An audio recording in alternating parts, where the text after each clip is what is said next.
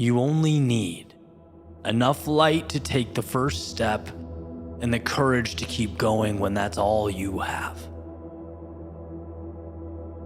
I want to pass along a pretty powerful anecdote, one that might just make you reconsider your desire to have life all figured out. In this story, a father and his son are driving down a quiet road late at night. No music, no conversation. Just picture the low hum of the tires and the glow of passing streetlights. The son's in the passenger seat, staring out the window. Clearly his mind is somewhere else completely. And the father, kind of glancing over, starts to notice. He asks, "Hey, everything all right?" Son hesitates, kind of shrugs. "Yeah, I just feel like I don't know what I'm doing." It comes out all at once, right? He goes, "I thought I'd have it figured out by now. Everyone else does. They're all moving forward, building something. And I just feel stuck." And the words hang in the air, heavy, honest. The father doesn't respond right away. He just keeps driving. Then after a moment, pulls the car over to the side of the road, says, "Switch seats with me." His son, a little hesitant, gets out, walks around the car. They switch seats. The engine stays on. Headlight stays pointing forward, cutting through the dark. "Now turn them off," the father says. Son looks even more confused. "What?" "The headlights, turn them off." He hesitates, but then he reaches forward and clicks the lights off. Instantly, darkness, total darkness, the kind of darkness that feels bigger than the world itself.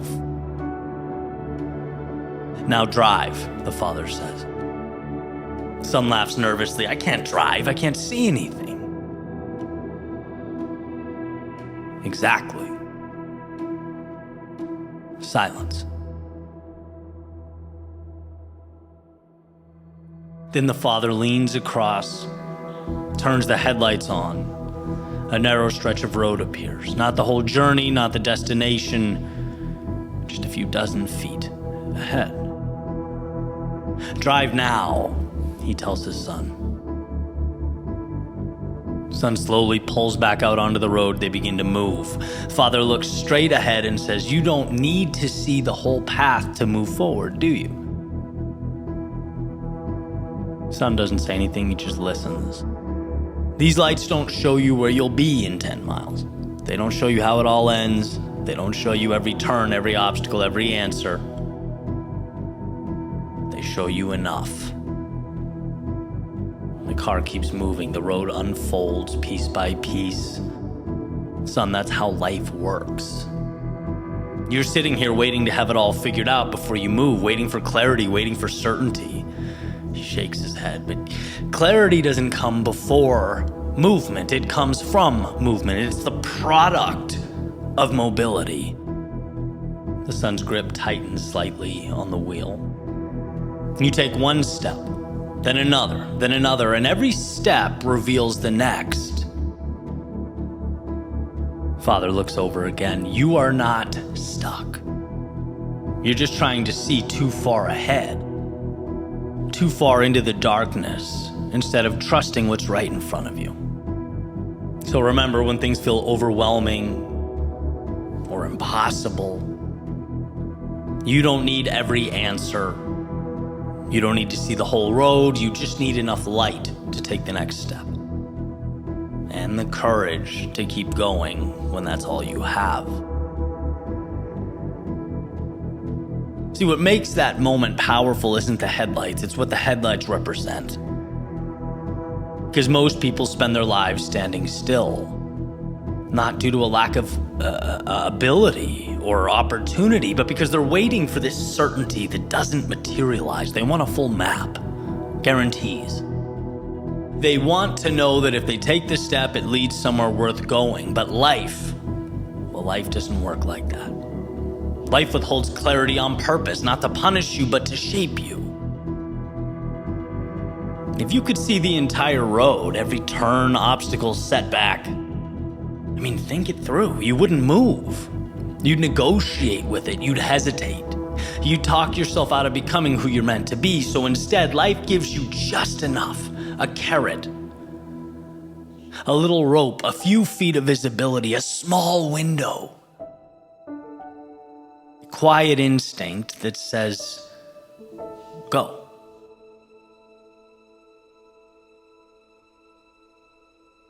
And the ones who build something meaningful, they aren't the ones with the best plan. They're the ones who trust that small window, who take this step without needing the whole story. Again, they understand that nuance. They know that clarity isn't something you find, it's something you earn. It's something you build with each passing moment, each step. Those steps into the dark, they sharpen you, they reveal you. They force you to meet parts of yourself that comfort never could.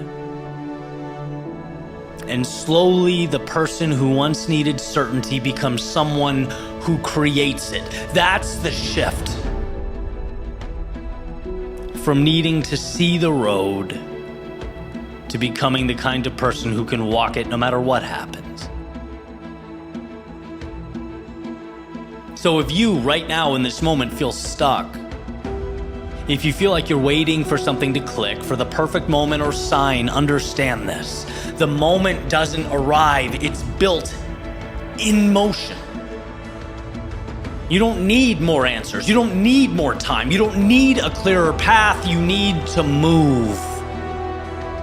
Because the road will never reveal itself to the ones who wait.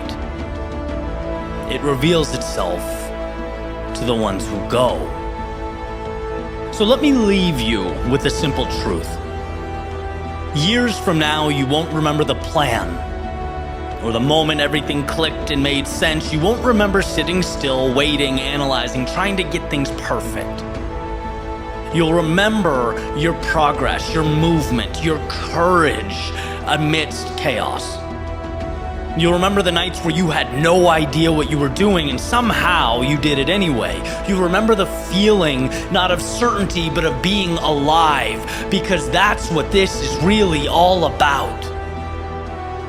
Not finding a perfect path that doesn't exist to begin with, but refusing to let your life become a rehearsal.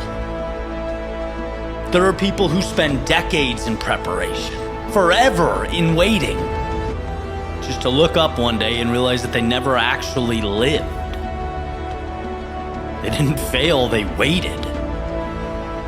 And time reveals that that's worse. So don't tell me you need more clarity or time. Don't tell me you're figuring it out. You're not figuring it out. You're deciding whether or not to go. And those are two very different things. There's no version of your life where you feel completely ready. There is only this one. And it's not asking you to understand it. It's asking you to enter.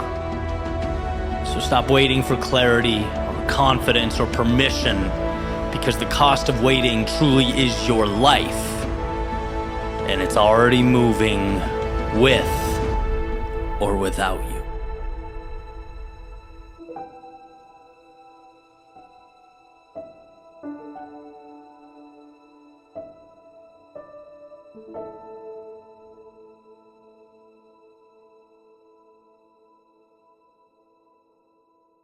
What's up, guys? Eddie here. And before we jump into the next chapter, just a quick note. So, as many of you know, every single video that I've ever put on this channel has been created with the intent of building momentum in your life. If you want something physical to anchor that momentum, we've created the brand AGNS, or Always Grateful, Never Satisfied, for that exact reason. It's athletic apparel that embodies the very ideas and concepts I talk about every day. Because you're watching on YouTube or Spotify, we've created a code for this exclusive community, YWW20. You can use that on the website, agns.lifestyle, or right under this video on YouTube. All this stuff is there in the shop. Again, code YWW20 gets you 20% off the entire store. It's a great way to support the channel, and also elevate your journey. Let it be a reminder to keep showing up. Appreciate your time. Always grateful, never satisfied. On to the next. There's a quote attributed to H. Jackson Brown Jr. He says, "Nothing is more expensive than a missed opportunity." I tend to agree with this. I also think it's interesting that these missed opportunities are also the most difficult, if not impossible, to quantify. Right? So if you think about our common understanding of progress or growth, it's a sacrifice. Right? It's doing X brings us Y. Doing the work gets the result. It's a simple formula, and you can show your proof. You can work backwards. Right? I started working out 1 hour a day 6 months ago. This is what I look like now. The cost was 1 hour a day. The result, well, this is what I look like now. But what's the inverse of that thinking? What's the cost of not doing the work or starting the journey or taking the steps? See, we don't think about that. We don't think about the opportunity cost. Our instinct is not to question the actions we don't take. I was listening to an old lecture from Jim Rohn, who I love because he's such a practical thinker. He's got ideas you can literally, plug right into your life. And he had an amazing point. He was talking about a conversation with an old friend in which he asks his friend, who apparently watches a lot of TV, he says, "Hey, what does that TV cost?" His friend says, "Well, I think it's like $500. Jim says, "No, I don't think so." His friend says, "Yeah, I bought it, $500. He says, "No, I think it's costing you about $40K a year." Why? Well, not because of what he paid for the item, but because of the opportunity cost. What his time using that TV could be reallocated to. That's what's so incredible about that point. It's like, just because you don't have something doesn't mean you aren't in fact losing out on it. Time is our most precious of commodities. Its utilization is the gateway to transformation. It should be protected. And, the intent of the message is not to walk around panicking about every second, of every minute, but more being aware holistically how recklessly we use our time. I don't know if you've ever looked at the screen time usage on a cell phone before going to bed at night. It's terrifying. Right? Some of it was necessary, but a lot of it wasn't. And what does that cost? What does 2 hours a day of not moving towards a dream or goal cost you? What about when it accumulates and it becomes 14 hours a week, or roughly 56 hours a month, or times 12, 672 hours a year? These numbers start to get eye-opening. Right? All it takes is a little awareness, and we see how often we dispose of time like it's valueless. Everything we do has a cost, because in doing it, we are making a decision to not be doing something else with that time. And again, I believe in balance. I want to emphasize that. I'm not suggesting that we walk around like robots, clocking in, clocking out, checking boxes so that we don't ever waste a minute, right? As the great Keith Urban says, the best days of my life were all that wasted time. We should explore and enjoy and love and laugh and experience life. But that awareness makes us more intentional with those pursuits. With our work time and our play time, it forces us in a way to prioritize, to ask ourselves what we want. Instead of only looking at progress like this vending machine where you put in X and Y comes out. Well, we can ask ourselves, what happens if I don't put in X? What happens if I keep it in my pocket? What won't come out? What could have existed that now won't? See, just because you don't see something slipping away, that doesn't mean that it isn't. And the immediate, the world in front of you, unfortunately, won't remind you of that. That's a bell you have to ring yourself. You have to peel back the what am I doing and unveil the what could I be doing? What could I be creating? What could reality look like? And maybe you think about it and you find that you're right where you want to be. And that's great.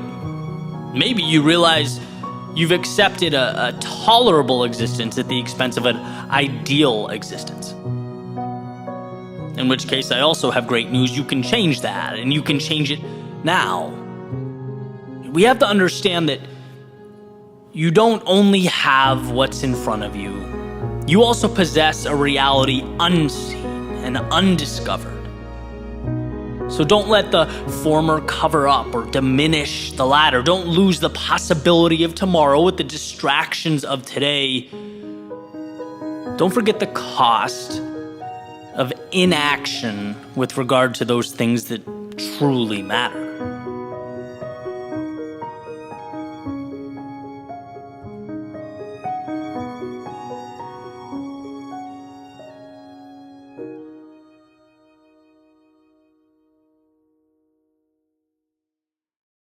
I was at my lowest, running through the desert, when my friend and trainer noticed the look on my face. My pace slowed a little bit. And he said, "Eddie, you said you wanted change. Well, this is where change happens. Rise to the occasion." And that may not seem like much, but that moment embedded something very important into my brain. It connected those moments of suffering to the outcome I so desperately want. Because as we all know, when you're in it, it's easy to see the occurrence in a vacuum, to disassociate the pain with the result, right? Sometimes you even forget why you're doing it. Why put yourself through something when, I don't know, the rest of the world is at home watching the game or having a beer? And what he did, making that statement, was put what's important front and center. And it's like, oh, Eddie, you can have all those things. All of them. But this is the cost. Your call. Now, that suffering takes on somewhat of a different shape. But it hurts. Well, of course it does. That's why very few people have the thing you want. That's why it's rare. That's why it means something. Some things are so simple that we have to step up a level beyond the excuses and the minutia and the detail to understand. Desired result, price tag for that result. Simple. This came to mind as I was thinking about this. Have you ever tried to open a beer bottle or a glass bottle of Coke and you use anything using a bottle opener, right? And you're like, man, this is putting up a fight. And someone laughs and tells you it's a twist off. That's what rationalizing discomfort is. It's like, well, I don't really have to. Or maybe, if I stop for a few minutes, or I don't even know if this is the right decision, and, all the stories and nonsense you tell yourself. When in reality, it's like, if you want the thing, this is what it costs. If you want what's inside the bottle, stop creating all these unnecessary mechanisms to open it and twist the damn thing off.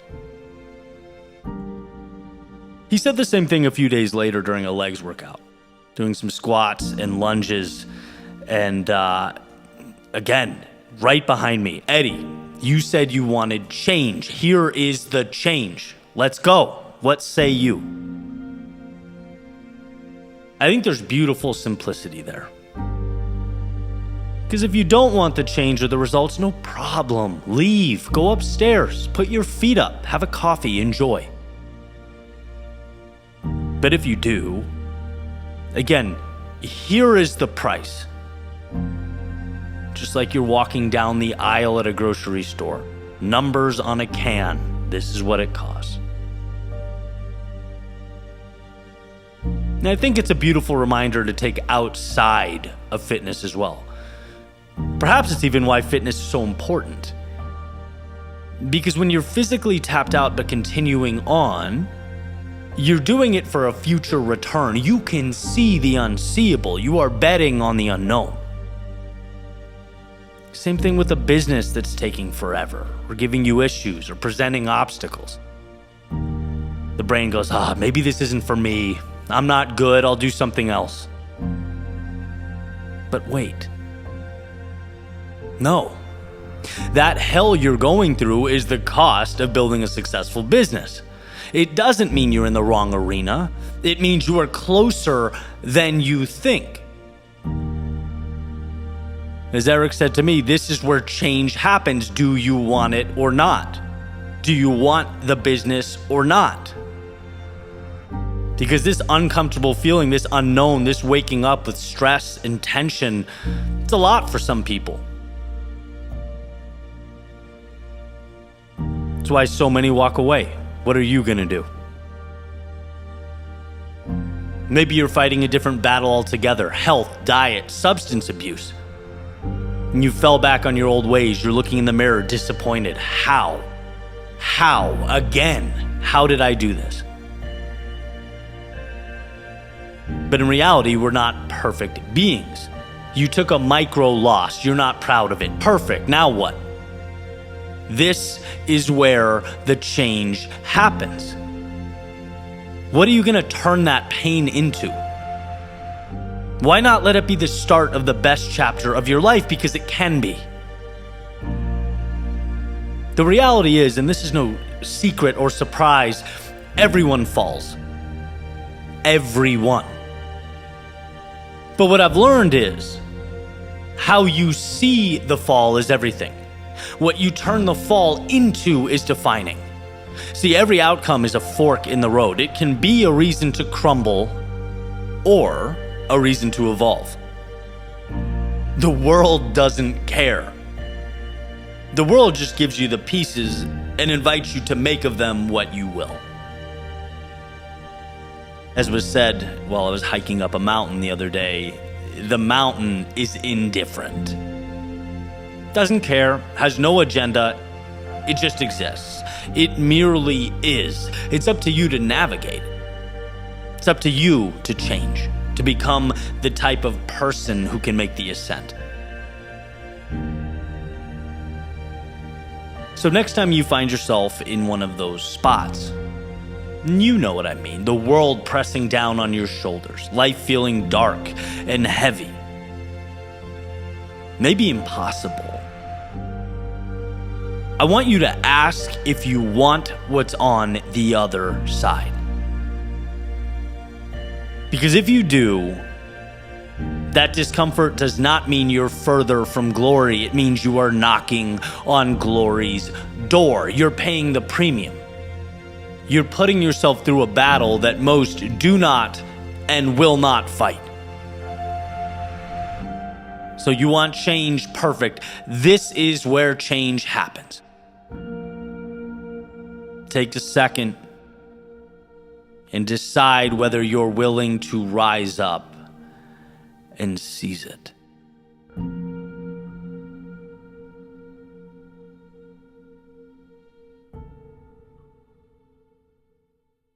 You know how strong you are. You've simply forgotten. See, sometimes life is a game of consistency. It requires that you show up and give all you've got.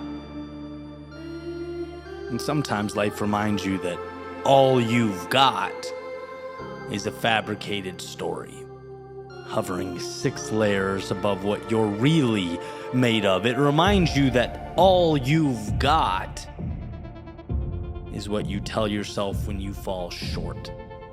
So as to rationalize the outcome, pat yourself on the back. All you've got is a hedge, a reason to not have to fully enter the belly of the beast. It's one point flickering away amidst an infinite galaxy of stars. You can't talk about all you've got because you have no idea what that is. And what I want to know is, are you willing to peel it back, to rip that cover off, to stop talking about your best and all you've got, and instead find within yourself a place that transcends anything the mind wants to quantify and put a ribbon on? Inside you, there is a well so deep you could pull from it now until the end of time. Let the question evolve from, does more exist, to, am I willing to reach down, to draw from it my potential, my strength, my resilience. You think the external world is big. The world within is one with no bounds. It is forever. I've pushed myself physically harder in the last few months than I have in a very long time, maybe ever. And you know what the first thing I realized is? When my heart rate is in zone 5, when I am at a point of total shutdown, it takes me about 30 to 60 seconds rest to be completely functional again. And to be in a place of that much duress, discomfort, and recover and jump right back into the game is a superpower I didn't know I had. Why? Because I'd never pushed myself that far. I'd never dared to draw from that well. There's a saying that suggests in order for one to see how strong they are, one must be willing to go further than they've ever gone. When you immerse yourself into hell, you find this entire time you were capable of navigating the flames. Perhaps you were even made to. That kind of makes you sit back and think, doesn't it? I could have easily lived my entire life and not known that about myself, not known what I can endure, been totally ignorant to what I'm capable of, an understanding that transcends the physical, that reminds me I can be strong, calm, and patient amidst life's difficulties. I can remain composed amidst the turbulence, which when you're in it feels equally impossible. You are capable of more than you can imagine, and that's not fluff. That's the reality here. You get what you give yourself permission to obtain, and the deeper you dig, the more you find. The harder you fight, the more life will present to you. So ask yourself how bad you want what you say you want. Is it enough to push yourself to that edge? Is it enough to see firsthand that your ability to recover, to persevere, to transcend adversity is a divine superpower? Because if the answer is yes, then my friend, things are just starting. Life is about to begin. Will you go beyond where most stop? Will you go to that place where you really get to see who you are? Again, not your quote-unquote best, not the lazy title, all you have, but the world beyond that. The place where the only thing that can stop you is you. And if you're willing, Godspeed.